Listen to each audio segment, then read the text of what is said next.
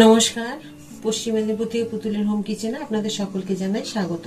আশা করি আপনারা সকলেই খুব ভালো আছেন, আমিও খুব ভালো আছি। আজকে আপনাদের তৈরি করে দেখাবো একদম একটা কমন রান্না, যেটা আপনারা হয়তো সবাই অনেকেই বাড়িতে সবসময় তৈরি করে থাকেন, আর এই সবজিটা খেতে সবাই খুব ভালোবাসে, যেটা হচ্ছে নিউট্রেলা সয়া চাল। তো আমি নিউট্রেলা সয়া চাল আজকে রান্না করব আলু দিয়ে, পুরো মাংসের মতো করে। তা আমি এগুলোকে দেখুন সেদ্ধ করে নিয়েছি, আর আলুগুলোকেও ডুমো ডুমো করে আমি কেটে নিয়েছি। তো শেষ পর্যন্ত রান্নাটা দেখার জন্য আপনাদেরকে অনুরোধ রইল, প্লিজ শেষ পর্যন্ত দেখবেন, একদম টেনে দেখবেন না। আমি কিভাবে করছি অবশ্যই এইভাবে তৈরি করে খেলে আপনাদের পুরো মাংসের স্বাদ পাবেন এতে। হ্যাঁ, মাংসই হয়, সয়াবিন হয়, কিন্তু সত্যি কথাই তার স্বাদটা অতটা সম্পূর্ণ না হলেও কিন্তু খেতে ভালো লাগে। আমি জল পুরো ঝরিয়ে রেখেছি, সব ভেজে নেব।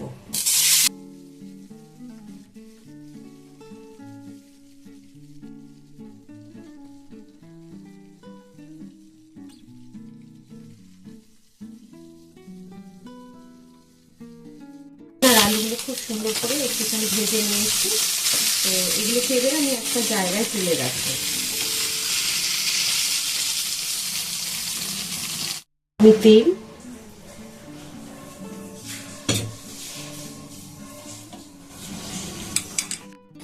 একটু জিরে দেব, দুটো তেজপাতা, এখানে আমি বেটে রেখেছি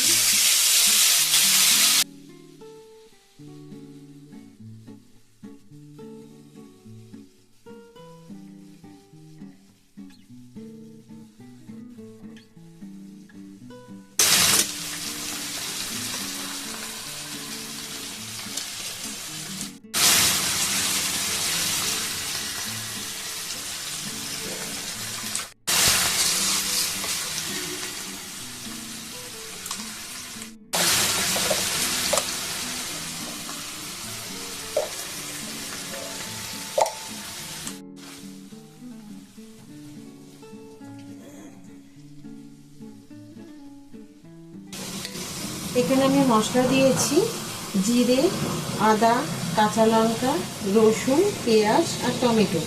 এগুলোকে সব আমি একসাথে দিয়ে আমি মিক্সিতে বেটে নিয়েছি। তো আপনারাও এরকমভাবে এই মশলাগুলো দেবেন। আর ফোড়নে আমি কি দিয়েছি আপনারা দেখেছেন, একটু সাদা জিরে আর তেজপাতা।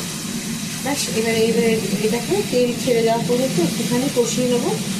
আর শুকনো মশলা বলতে আমি হলুদ দিয়েছি, যেহেতু আমি গোটা জিরে বেটে নিয়েছি, তার জন্য হলুদ, রেড চিলি পাউডার আর একটু নুন আর মিষ্টি। ব্যাস, এগুলো দিয়ে আমি এখন একটু 2 মিনিট এভাবে মিডিয়াম টু লো ফ্লেমে কষিয়ে নেব। দেখুন মশলাটা আমার খুব সুন্দরভাবে কষানো হয়ে গেছে। এখন আমি দিয়ে দেবো, এবারে আমি সয়াবিন আর আলু যে ভেজে রেখেছিলাম ছিল সেগুলোকে দিয়ে দেবো। তাহলে এইরকমই মিডিয়াম টু লো ফ্লেমে আপনাদেরকে মশলা ভেজে নিতে হবে। আর এখানে দিয়েছি আমি একটু হালকা উষ্ণ গরম জল। এখন দিয়ে দেবো আমি একটু মিট মশলা, এটা অবশ্যই দেবেন, তাহলে কিন্তু বেশ স্বাদটা ভালো আসবে মাংসে। আর এই মশলাটা দিলে কি টেস্টটা একদম পাল্টে যায়। তো পরিমাণটা বুঝে দেবেন আপনারা। আমি মোটামুটি 1 চামচ মতো দিলাম। দেখুন কি সুন্দর আমার, এটা কিন্তু মশলা যখন কষাবেন তখন দেবেন না, ঠিক যখন আপনি একটুখানি উষ্ণ গরম জল দেবেন তার আগে আগে দিয়ে দিতে হবে। তো দেখুন আমার এটা রেডি হয়ে গেছে। আমি রেখেছি 1 কাপ মতো উষ্ণ গরম জল করে, সেটা দিয়ে দেবেন।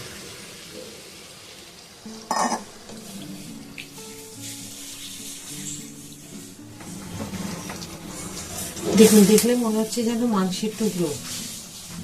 এই যে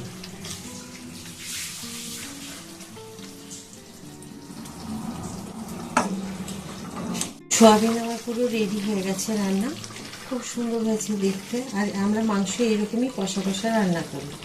এবার আমি নামিয়ে নেব। তাইলে এখানে ধনে পাতাও দিতে পারে, কিন্তু এখন খুব ভালো কচি ধনে পাতা পাওয়া যায় না বলে আমি কসুরি মেথি দিলাম। কসুরি মেথিটা দিলেও কিন্তু খুব ভালো লাগে খেতে।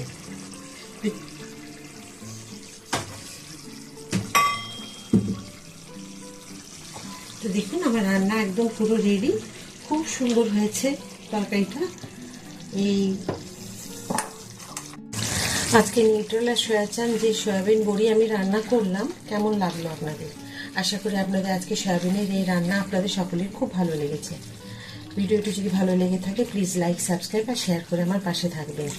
আর এই রান্না যেটা আমি করেছি এটা রুটি, লুচি, পরোটা, ভাত সবার সাথে খেতে কিন্তু খুব ভালো লাগবে। তো চলুন আবার একটা নতুন ভিডিওতে নতুন রান্না নিয়ে আপনাদের সকলের কাছে আমি চলে আসবো। সবাই খুব ভালো থাকুন এই বলে আজকের এখানে ভিডিওটি শেষ করব। নমস্কার।